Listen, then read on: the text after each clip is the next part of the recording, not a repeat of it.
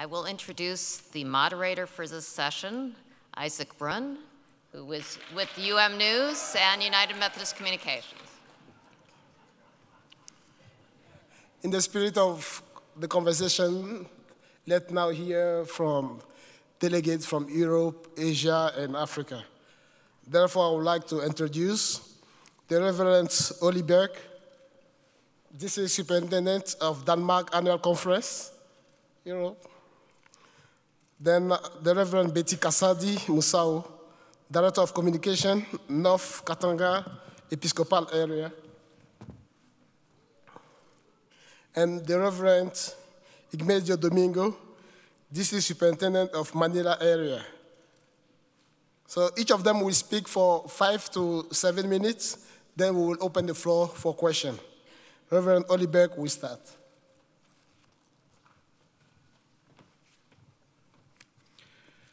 Thank you. May I just for good measure say that my bishop is not aware that I'm a district superintendent.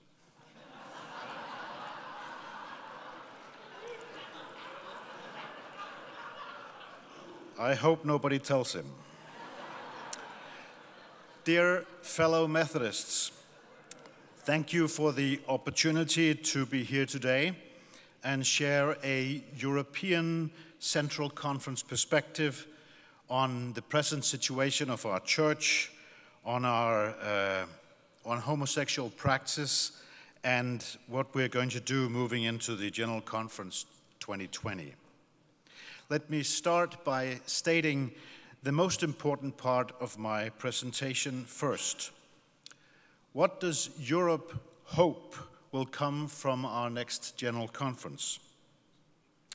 I think we hope that we stay together as a denomination by giving each other freedom to adapt to our different missional contexts. If that is not possible, and many things indicate that it is not, if we have a split, then we ask the very technical thing that the annual conference be the place where the Methodists determine their future affiliation. Let me come back to why. But before, just add that we Europeans also wholeheartedly support that a structure be created that gives the US a place to do the adaptive work that the central conferences do for Methodists outside the US. The United Methodists of Europe are united and divided at the same time. What unites us is our Wesleyan theology, is the connectional structure of our church, and many decades of working together across borders on our continent. This has happened within and between central conferences. It has happened from one annual conference to another, and from one local church to another. The European Methodists are proud Methodists, and we place great value on the connectedness of our denomination. The connectedness, has had a profound impact of our understanding of what church is and what mission should be. We're also united as European Methodists in the basic condition of our missional context, that in all the countries where we serve, we are everywhere a very small minority. The population of Europe, from Ireland in the west to the Ural Mountains in the east, from Norway in the north and Sicily in the south, is about 741 million people.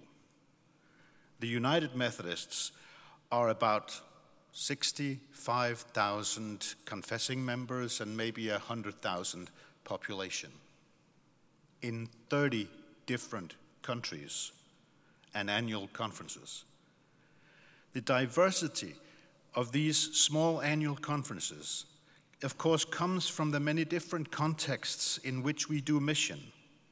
The numerous historical, political, and cultural differences of the many different nations in Europe and their different languages has shaped our different interpretations of both Scripture and church life. It has, just like in the US, just like in the Philippines and throughout the African continent. In Europe are very different histories through the 20th century, with 2 world wars and 50 years of being divided by the Cold War, has produced cultures that perceive the question of homosexual praxis very differently. In my country of Denmark, we were the first, or rather our government was, in the world that created a legal foundation for a civil, non-religious partnership or marriage 30 years ago. And in 2011, the dominant Lutheran Church in Denmark decided to create a ritual for same-sex religious marriages. Similar developments have taken place in the other Nordic countries, and most European countries have, if not religious, then some form of legal partnership law for same-sex couples. In most of Western Europe, the population sees this issue as a human rights issue, and the vast majority of people under 40 understands opposition to full inclusion of LGBTQA+ people as bigotry. On the other hand, in countries like Poland, Hungary, and the Russian Federation, the governments and the dominant culture discriminates against these people. I shouldn't say these people, LGBTQA+ people. The positions on the issues of homosexual practice of the United Methodist churches in Europe follows more or less the same geographical lines. I think it's fair to say that majorities in the Methodist churches of Norway, Denmark, Germany, Switzerland, and Austria would have welcomed the one church plan that would have given them freedom to minister fully with LGBTQA+ people. However, or rather, moreover, it would also have made it possible for individual pastors and congregations to act in this question according to their conscience. Reactions to the 2019 session of the General Conference have been very negative in these countries. Roundtable conversations are taking place right now.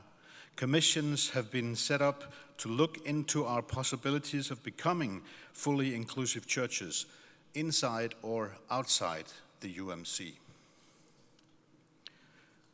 The situation of the Switzerland, France, North Africa annual conference is the most complicated, as the annual conference there gathers people from big European cities, from Muslim countries, and a number of rural conservative churches in France. In Eastern Europe, the churches have a much more positive perspective on the General Conference 2019 and the traditional plan. They are more conservative, and in places like Russia, they like the traditional plan very much. They say that the outcome that came from the General Conference 19 was the only one that made it possible for them to do their mission. So they tell us. The Eastern European annual conferences are poor and dependent on support from the general church and from the richer and theologically conservative but socially liberal Methodist churches in Western Europe. Our present connectional structure means that Germany and its 3 annual conferences form one central conference. The 14 annual conferences of the Nordic, Baltic, and Eurasia countries form a central conference. And the 15 countries and their annual conferences of South and Central Europe form the 3rd of our 3 central conferences in Europe. The 2 of these conferences, as you heard, are multinational. They contain all the United Methodists in Europe outside Germany. They are as divided on the issue of homosexual praxis as is the General Conference,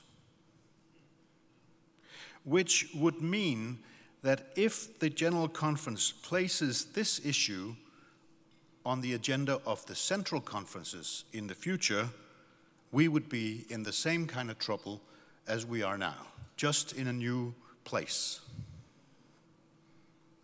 So, let us stay together, give each other contextual freedom, or if we can't, make the annual conference the place where we determine our future.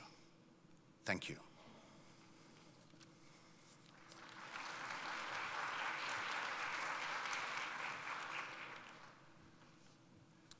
Good afternoon, church.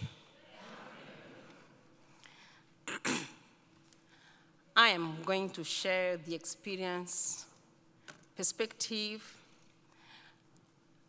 on the African hope for the church. My name is Betty Kazadi Musau. I'm a clergy from North Katanga Annual Conference communicator. The hope for the church for which I have been the product is unity. Unity based on mission and ministry. I am one of the alumni from Africa University. I am a doctorate from St. Paul School of Theology. Unity based on mission and ministry. Today, I am the impact of the mission and ministry. I am here to share with you that from the College of Bishops' last meeting in Zimbabwe, they came up with a statement on the unity of the church. With the unity of the church incarnate in the community, fully engaged in the community, it transforms lives. It promotes well-being of community members. It promotes visibility of the United Methodist witness in the community. Hope for the church is based on mutual listening. As an African delegate, I've been attending this is almost 3 general conferences. Humanly speaking, it's better to listen. It's better to be listened. Some of the time, it's a challenge to listen.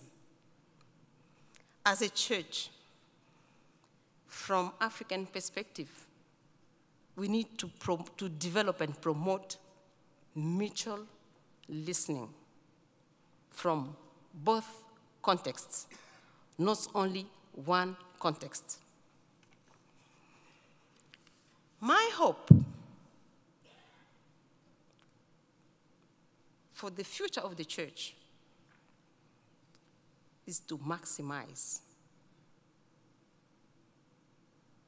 Methodist witness in the community within the context. We have the assets to develop witness in our own community. In such a time like this, I always remember the Old Testament scholar, Walter Brueggemann. He wrote a book on prophetic imagination. He's calling us today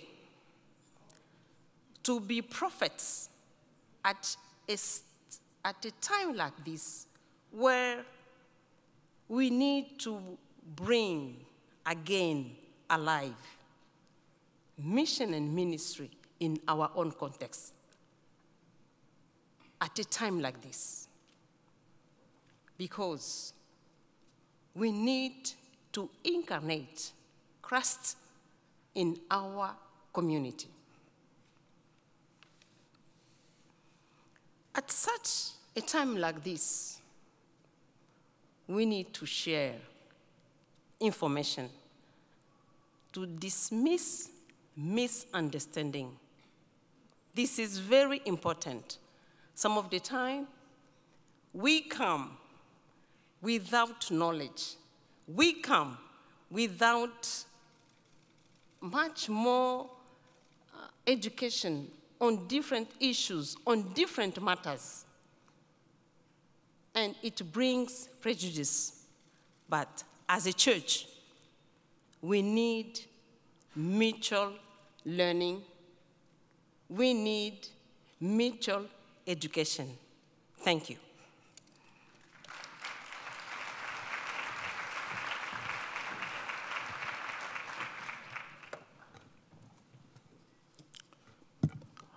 I am honored and privileged to join you today to represent the Philippine Central Conference in this panel. We seek to assert our rights within our connection and our desire to be included as an equal part of the global United Methodist Church. Not just seen and treated as subordinate member of our faith community, friends of Jesus, good day to all. Our vision for the United Methodist Church in the Philippines. Our vision as a church in the Philippines is strongly founded and deeply anchored in the visionary prayer of Jesus, that they may be all one.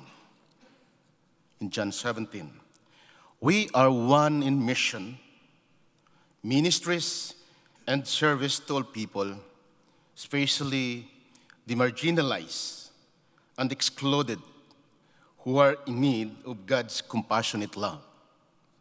Our vision of unity in mission is grounded in our unique Filipino culture and political context, wherein we continue to struggle against colonial influences. It is our work to share the gospel of love that binds us. Our polity needs to reflect this vision. We envision a Philippine Central Conference wherein human dignity, human rights, and integrity of all people are upheld. We envision a United Methodist Church that respects and honors all people regardless of their race and ethnicity, political views, class, location, gender and gender identity, and sexual orientation. I believe that being Wesleyan means that we extend grace and love to all. We need to work for a church that promotes the highest standard of equality, justice, and fairness. There is too much arrogance, division, violence, and hate in our society. And unfortunately, even in our church, our division has wrought so much agony, frustrations, and pain in the body of Christ. Thus, our witness and mission to make disciples of Jesus for the transformation of the world has suffered. We are one in our struggle for unity. Extrajudicial killings, the murder of innocent lives, political and economic oppression, and even the murder of church people like pastors and deaconesses fighting for justice are the historical elements that continue to ensure us in the Philippines to raise our voices in this pre-general conference gathering that we are strongly united. We are deeply engaged in mission and strongly committed in service. As a central conference, we have a distinct missional context. We have a diverse culture with many languages. We minister in a country of 1,641 islands. We have 3 episcopal areas: Baguio, our Ilocano region, Manila, Tagalog region, and Davao, Visayan region. We have differences in culture, location, language, and theological leanings, but we are united in being a United Methodist. Our voice as a central conference need to be heard and our context understood and respected. Central conference perspectives should not be an afterthought. In fact, we need to be an equal partner at the table envisioning the future of the church, and not just an audience whose perspectives are being asked after others have made plans and decisions that affect our mission work. This demands equity and respect. Whatever happens after General Conference 2020, I can assure you, we can assure you, that the Philippine Central Conference will remain part of the United Methodist Church. Our joint position as a Philippine Central Conference, as a Central Conference of the United Methodist in the Philippines, are intensely opposed to any move that dissolves the United Methodist Church.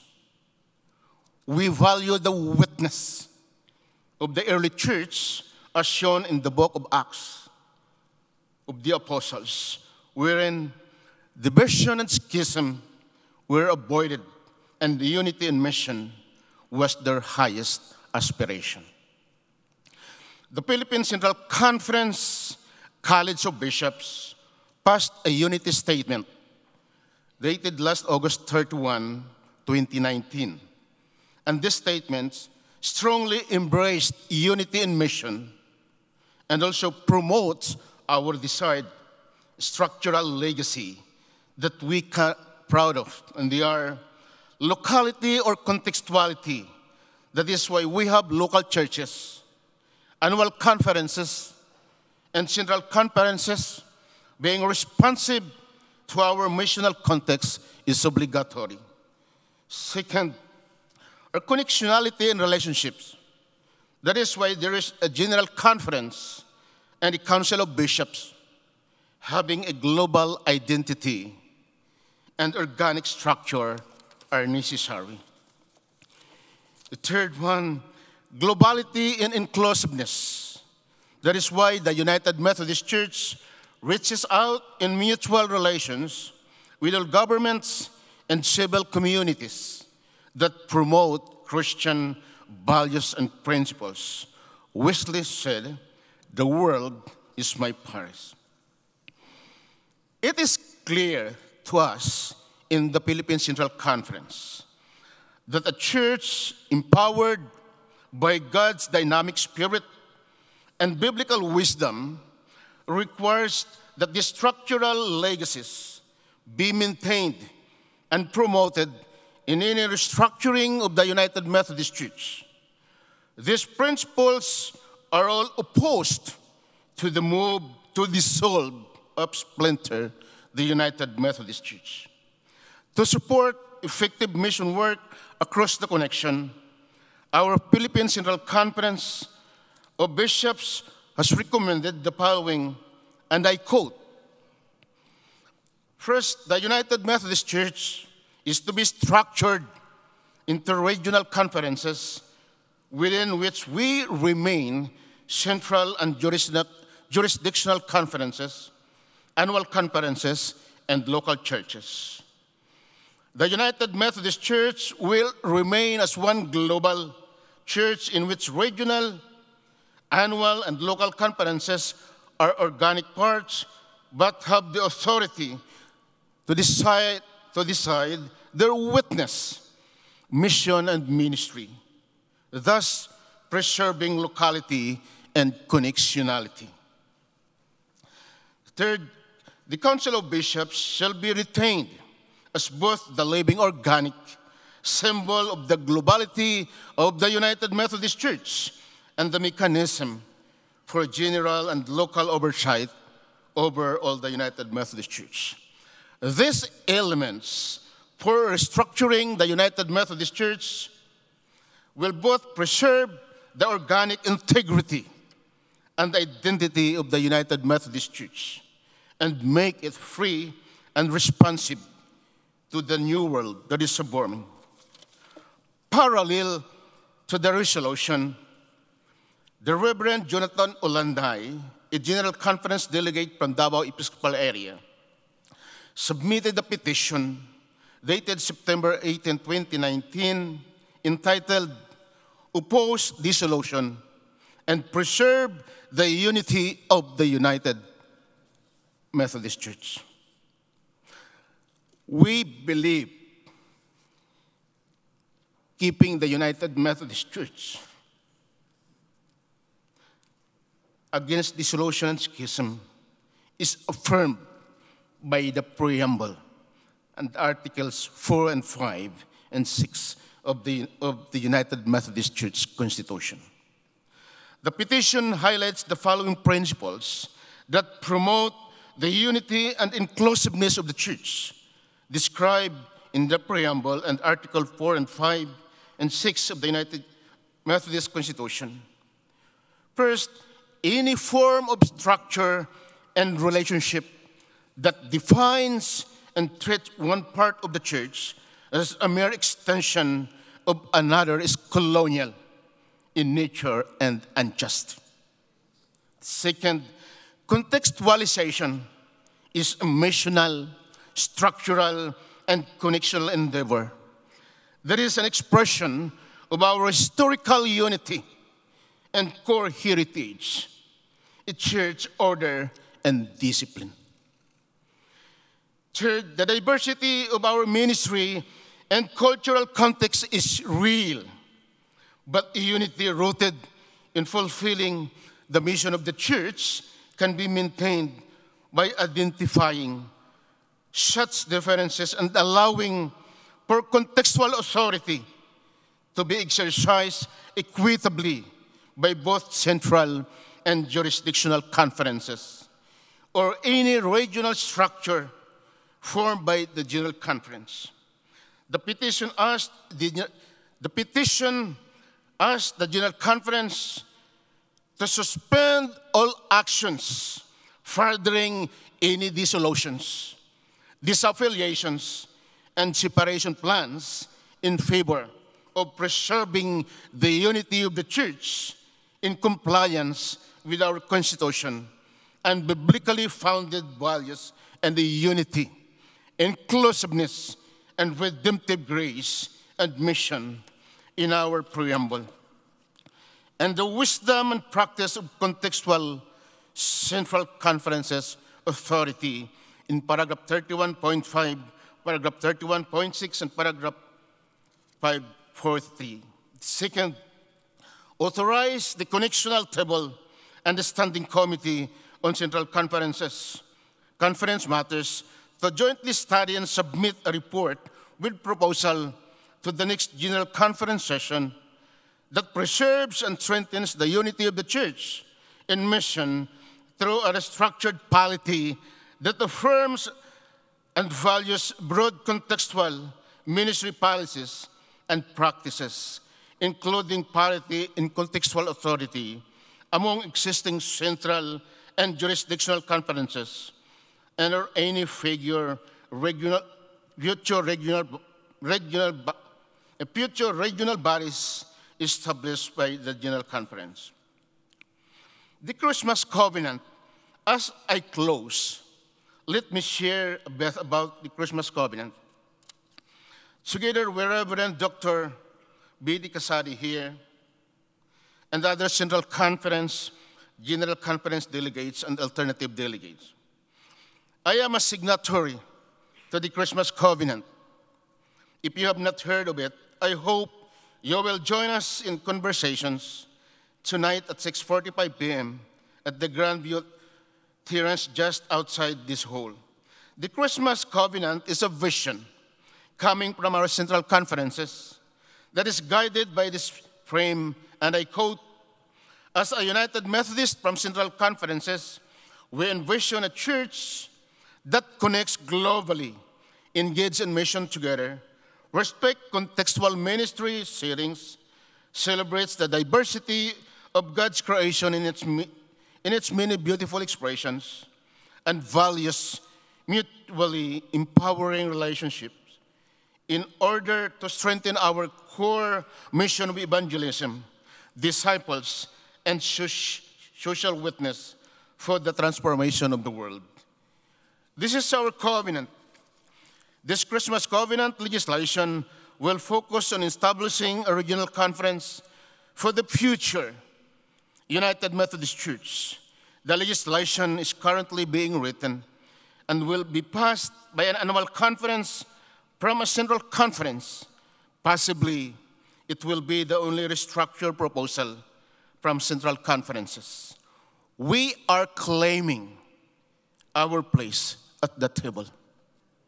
In conclusion, as we draw closer to General Conference this May, may we be one in prayer and strongly sustaining our position, to stand to unity in mission, even if it's a risk-taking move.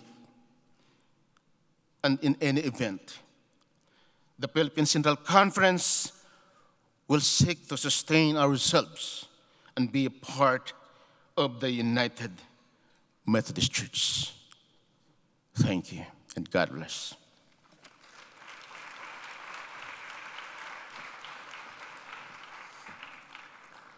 Thank you. We still have 10 minutes, so we can take 2 to 3 questions from the floor.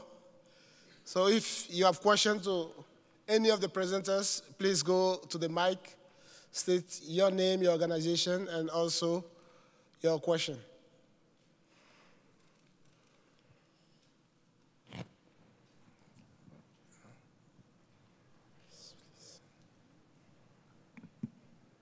I guess I'll be the first. I'm Jan Nelson. I'm a lay delegate from Oregon, Idaho. I think my question is mostly for Dr. Betty. The African conferences have been clear about their opposition to dividing the church. The African bishops have also said clearly that your conferences will not vote for changing the church rules around inclusion of LGBTQ people. Given those two realities, is there any of the plans that are being presented so far that a large number of African delegates would support? Thank you for the question. I think I am not in good shoes to speak on behalf of all Africans here. Amen? Looking at different plans, right? Yes, because I think we are just giving avenues, and the upcoming general conference where delegates will be there, I will be also among them. That's where each and every one will vote for, because we don't want to influence. Thank you.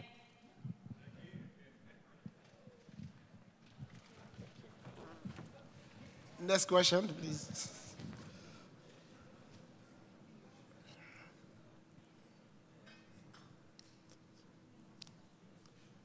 Hello. Yes, please. I'm Jay Brim, lay delegate from Rio, Texas. I'd like to ask all three of the panel members, as persons who have dealt with the adaptability of the Book of Discipline over the past number of years, however many years you've been involved, can you give us an idea of what the process is that Central Conferences go through to adapt their Book of Discipline for use, and how much of it is about the fact that you have to translate it into another language? Thank you. Thank you. Who wants to start? I can start. Speaking from a Northern Europe and Eurasia Central Conference, our tradition is that the council of our Central Conference looks at the things that have been decided at General Conference when the version of the Book of Discipline comes out, so that we know what we're talking about. And then we look at mainly practicalities, meaning references to organizations that doesn't exist, or size of different annual conference bodies that has to be established. We make them smaller because we can't afford all those meetings and all these people. So we look at those kind of things. We look at things that just doesn't make sense in our culture. And there's stuff that doesn't make sense in our culture. Then there's legal stuff, some stuff that has been made a certain way because of US legislation, and we have different legislation in the different European states, so we have no use for that. But that is one way of interpreting our right to adapt. And I don't think the Central Conferences have one interpretation of that right. There are different interpretations of it. I can tell you that just last week, the German Central Conference Executive announced the proposal that they're going to put in front of their Central Conference when it meets after General Conference, which is around these issues. And they've decided to remove all references to sexuality when it comes to marriage and ordination. So they're gonna scrap all those bits. No matter what comes out of General Conference, they're going to say, we have the right to adapt, away with it. That's another extreme, I don't know if I want to call it extreme, but that's one way of interpreting the right, and then there are more modest ones. And some Central Conference, I think, don't do anything at all. So that's my understanding of this. It's an elastic thing, and it hasn't been tested by anybody in General Conference or Judicial Council where the limit are. That's never been tested, what is the framework we can work within. So it's an interpretation. Well, speaking from African experience, I think we have different contexts based on languages. I come from the country where we speak French. French, Swahili, and all other dialects, more than 200. There are some Central Conferences in Africa where they speak Portuguese, and some speak English. For your information, particularly for Congo Central Conference, we have a draft of our Book of Discipline. I think soon it will be published. And it is adapted to our own reality. You know just the position of Africans in terms of marriage. We have our own position. I think language is really a challenge, looking at interpretation of the Book of Discipline. But adaptation is the key.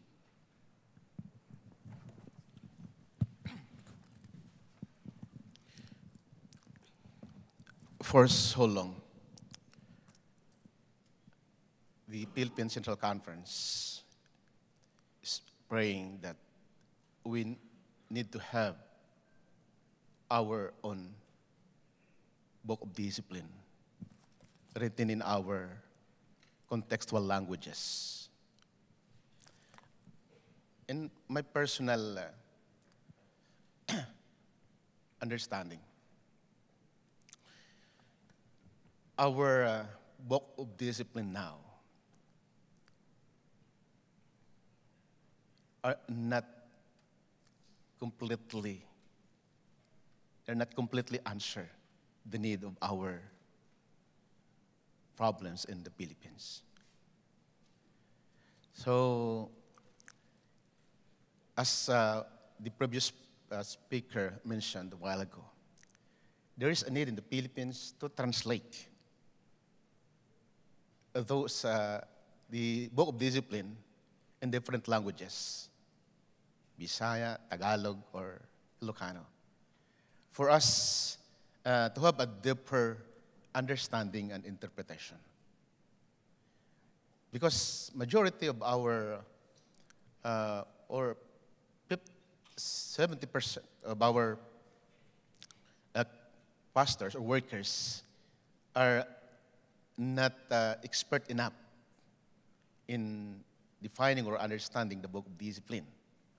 That's why, if it is written in our language, it could help us a lot, especially to our workers. Thank you.